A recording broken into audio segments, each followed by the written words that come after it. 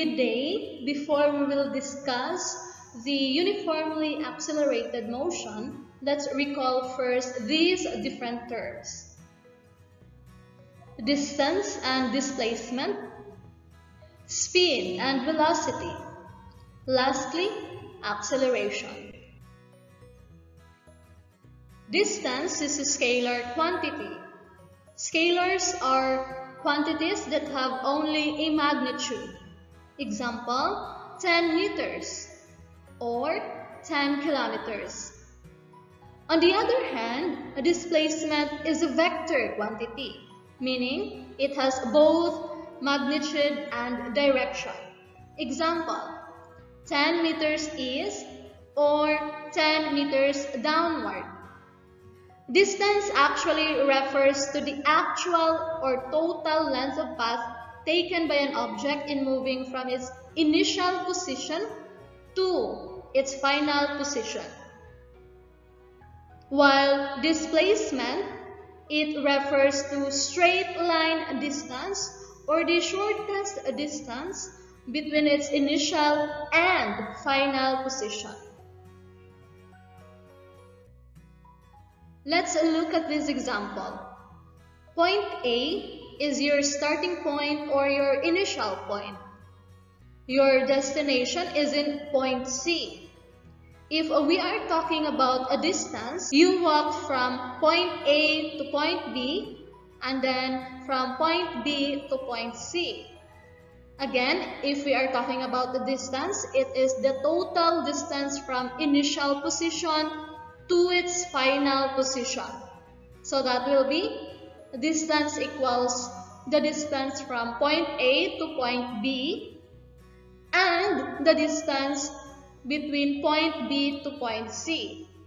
The distance between point A to point B is 4 meters and the distance between point B to point C is 3 meters. Your total distance traveled is 7 meters. However, if we are talking about displacement, since it refers to the distance between the initial position and final position, as you can see in the picture, the distance between point A and point C is only 5 meters. So this is the shortest distance or the straight line distance between its initial position and final position. Consider a 300-meter race. If we are talking about a distance, as mentioned, it is the total distance from initial or the starting position to its final position. Therefore, the distance traveled by the runners is 300 meters. Their displacement at the end of the race, however, is just 100 meters to the right of their starting position. As mentioned, displacement is the straight line distance between the initial position and final position. So, the displacement in this situation is 100 meters. If they had run the full 400 meters, that means their distance will be 400 meters. Their final displacement, on the other hand, would be 0, since they just returned to the starting position. Now let's go to speed and velocity. When we say speed, it is actually a scalar quantity as well. It refers to the distance traveled per unit time. Or in equation, speed equals distance divided by time. On the other hand, velocity is a vector quantity and it is defined as the change in displacement per unit of time. Or in equation, V equals displacement divided by time. The SI unit for speed or velocity is meter per second. Example, the speed of an average woman who is running is about 2 meters per second, meaning she can run 2 meters in 1 second. In reality, people often use the velocity equation regardless of whether they've actually got a direction or not. Velocity can be a negative, which only represents the direction. It could be going backward or going downward. Now, objects don't usually move at a constant speed, but it varies along the journey. We can actually use the same equation as well, but we need to divide the total distance or the total displacement divided by the total time for us to get the average speed or average velocity. In symbol, average speed or average velocity equals total distance or displacement, which is x divided by the total time t. Again, the SI unit for velocity or speed is meter per second. The other unit for speed or velocity is kilometer per hour. Let's have an example. A man walks 7 kilometers in 2 hours and 2 kilometers in 1 hour in the same direction. What is the man's average speed for the whole journey? So in order for us to easily understand the problem, we can actually make our illustration. So this will be our illustration. And remember, in solving physics problems, we need to use the GAPSA method. So our given will be distance, which is 7 kilometers in 2 hours and 2 kilometers in 1 hour. We are asked to solve for the average speed. So what is the formula that we're going to use? That will be total distance divided by the total time. So for our total distance, which is actually from point A to point B and point B to point C. So just substitute the given to the formula. That will be 7 kilometers plus 2 kilometers divided by the total time, which is 3 hours. Simplify, and the answer is the average speed is 3 kilometers per hour. Let's go to the next question. This time, we are asked to solve the average velocity for the whole journey. Our illustration will still be the same. Same with the given. Now we are asked to solve for the average velocity. Just remember, if we are talking about average velocity or speed, the symbol for that will be V with a line above the letter. So our formula to solve for the average velocity is total displacement divided by the total time. So just observe the illustration and we can say that the distance between the starting point and the final point or the final position is actually 7 kilometers plus 2 kilometers. And then we divide it with the total time, which is 3 hours. Therefore, the average velocity is 3 kilometers per hour. Let's go to the second problem. A man walks 7 kilometers east in 2 hours and then 2.5 km west in 1 hour. What is the man's average speed for the whole journey? So this will be our illustration. 7 kilometers east and then 2.5 kilometers west. Our given will be distance from point A to point B, which is 7 kilometers, and it took this man to walk for 2 hours. And then the next given will be the distance from point C to point D, which is going to the west, and it took the man 1 hour to travel. We are asked to solve for the average speed. Now, what is the formula that we're going to use?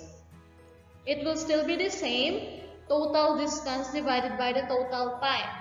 Recall the definition of distance. As mentioned previously, it is the total distance from the starting point to the finish point. So that will be 7 kilometers plus 2.5 kilometers divided by the total time. So that is 3 hours. Simplify the equation and our answer is 3.2 kilometers per hour. That is the average speed for the whole journey. Next question is, we are asked to solve for the average velocity for the whole journey. I want you to observe the difference between this question with the previous question that we had. So the illustration is still the same. The given will still be the same. However, this time it has a direction since we're talking about displacement. So it's 7 kilometers east and 2.5 kilometers west. We are asked to solve the average velocity. The formula for that will be total displacement divided by the total time. Again, when we say displacement, it is the straight line or the shortest distance between the starting point and the finish point. What do you think is the distance between A and point D? How are we going to solve that? So that will be 7 kilometers, which is going to the east, minus 2.5 kilometers, which is in opposite direction. So that means the distance or the displacement between point A and point D is 4.5 kilometers divided by the total time, which is 3 meters. Simplify and the answer is 1.5 kilometers per hour. In real world, objects move with changing velocities. This time around, let's recall what is acceleration. So it is described as how fast velocity changes or how quickly something speeds up or slows down. It is a change in velocity with respect to time. An object is said to be accelerated if, number 1, it is moving with changing speed. Say for example, the car is traveling with the speed of 30 km per hour and then it changes to 45 km per hour. So again, first condition is that it is moving with changing speed. In which situation do you think acceleration is involved? An airplane is traveling in a straight line at a constant speed of 900 kilometers per hour. While the second situation is the car traveling at a straight line at a constant speed of 80 kilometers per hour. What is the answer? It's none in both cases because the velocity is not changing or simply it is constant. Aside from changing speed, An object is said to be accelerated if it is moving with constant speed but with changing direction. For example, the racing car is traveling at a constant speed. So I want you to observe this one.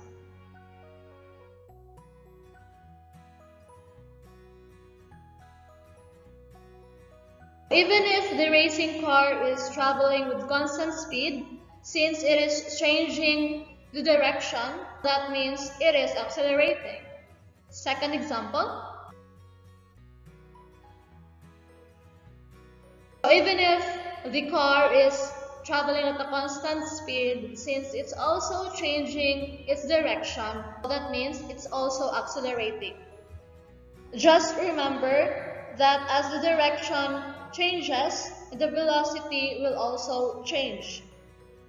And lastly, the object is said to be accelerated if it is moving with changing speed as well as changing direction.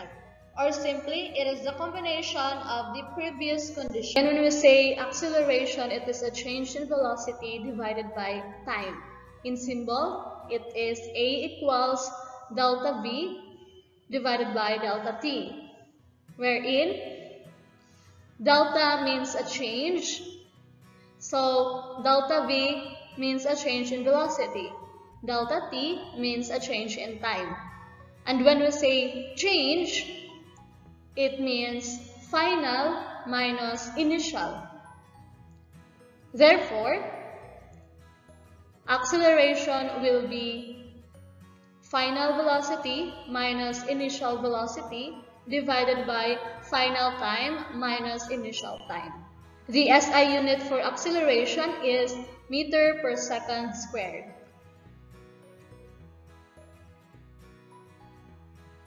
Motion in straight line is said to be uniform if the object moves at a constant speed or constant velocity. Say for example, if the girl is moving at a constant speed of 2 meters per second, she is covering a distance of 2 meters every second, meaning she is covering equal distances in equal intervals of time. When we say uniformly accelerated motion or UAM, it actually refers to a motion of a body or object that is accelerating uniformly or constantly, or whose velocity changes constantly and equally. Therefore, it covers increasing distance at equal intervals of time. As you can see in the animation, say for example, the object is moving at a constant acceleration of 2 meters per second squared. So the initial velocity of the object is 0, as you can observe. And since its acceleration is 2 meters per second squared, that means the speed of the object will increase by 2 meters per second every second. So before the motion of the object, the initial velocity is 0. And then, after 1 second, it will be increased by 2 meters per second. And then, next will be 4 meters per second, and then 6 meters per second. So that means the object is accelerating uniformly.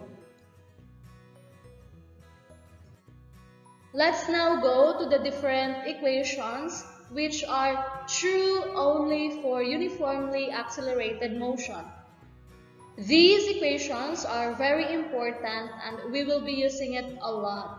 So I want you to prepare your notebook so that you can write down any equations that are highlighted with color maroon, and you can also try to solve the sample problems so that you will be able to follow along the process. Don't worry if you really don't understand every step of the way. Just try to follow along the best way you can. And again, we will be using these equations. You will be able to see how they work. And I think that's what's really important here. First equation is from the definition of speed and velocity, which is average velocity equals displacement divided by time. Another way to solve for the average velocity is to add the final velocity and the initial velocity divided by 2. That will be our second equation. For the third one, it's actually from the definition of acceleration, and if we are to let the initial time be equal to 0, then our third kinematic equation is acceleration equals final velocity minus initial velocity divided by time. So far, the three equations presented are based on definitions. The last two equations can be derived using these three equations. So our next equation is distance equals initial velocity multiplied by time plus 1/2 AT squared. And then our last kinematic equation is 2 times the acceleration times the distance equals final velocity squared minus initial velocity squared. Let's have an example. A car accelerates at 1.5 meter per second squared from 2 meter per second in 9 seconds. How far has it traveled in this time?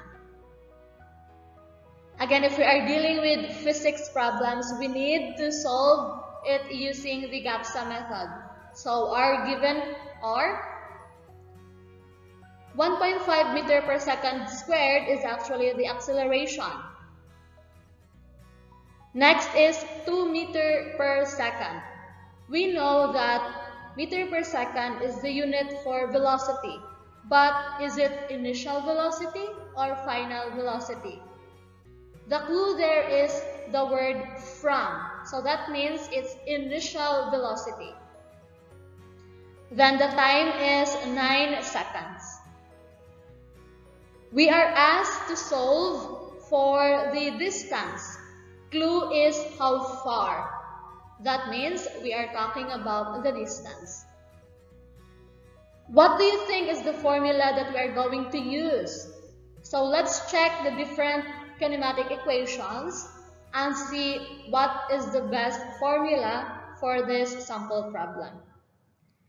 Okay, first equation is average velocity equals displacement divided by time. However, we cannot use this equation because we do not know the average velocity. Same with the second equation. We cannot also use this equation because we do not know the average velocity. At the same time, we do not know also the final velocity. For the third kinematic equation, again, we don't know the final velocity. And then for the last two kinematic equations, the best formula that we can use for this problem is actually the equation number 7. As you can observe, we have initial velocity, time, and acceleration. So the formula that we're going to use is distance equals initial velocity times time plus 1/2 AT squared. Let's now substitute the given to the formula. So that will be distance equals the initial velocity, which is 2 meters per second, times the time, 9 seconds, plus 1/2 AT squared. Simplify and we'll get distance equals 18 meters plus 1/2 times 1.5 meter per second squared times 81 seconds squared. We can then cancel out the seconds squared, and the unit that is left is meters, which is actually what we're looking for. Simplify the equation and will have 18 meters plus 60.75 meters. Therefore, the answer is 78.75 meters. Let's now go to the next question. What is its velocity at this time? The given will still be the same. Acceleration is 1.5 meter per second squared. Initial velocity is 2 meters per second. And time is 9 seconds. We are asked to solve for the final velocity. What do you think is the best formula that we're going to use from the 5 kinematic equations? So it is acceleration equals final velocity minus initial velocity divided by time. We know the acceleration, we also have initial velocity and time. So we can solve the final velocity.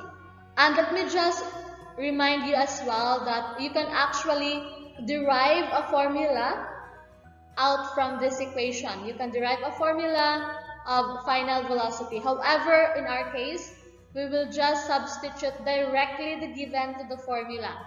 Acceleration, which is 1.5 meter per second squared, equals final velocity v minus 2 meters per second divided by 9 seconds. Cross multiply, so that means 1.5 meter per second squared times 9 seconds. So that is 13.5 meter per second equals v minus 2 meters per second. Then we need to transpose in order for us to solve the final velocity.